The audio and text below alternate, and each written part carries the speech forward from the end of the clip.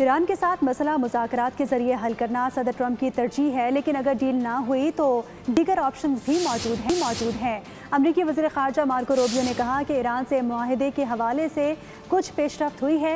ये बात वाज़ेह है कि अगर ईरान एटमी हथियार नहीं बना सकता। मार्को रूबियो ने मज़ीद कहा कि असल बात यह है कि हम मुज़ाकरात और सिफारतकारी के रास्ते को तरजीह देते हैं और चाहते हैं कि इसे कामयाब होने का मौका फराहम किया जाए।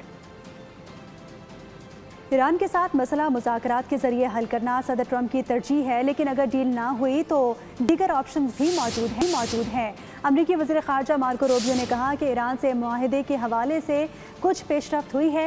ये बात वाज़ेह है कि अगर ईरान एटमी हथियार नहीं बना सकता।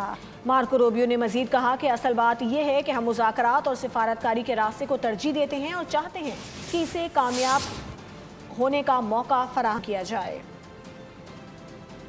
ईरान के साथ मसला मुज़ाकरात के ज़रिए हल करना सदर ट्रंप की तरजीह है, लेकिन अगर डील ना हुई तो दीगर ऑप्शंस भी मौजूद हैं। अमरीकी वज़ीर ख़ारजा मार्को रूबियो ने कहा कि ईरान से मुआहदे के हवाले से कुछ पेशरफ्त हुई है। ये बात वाज़ेह है कि अगर ईरान एटमी हथियार नहीं बना सकता।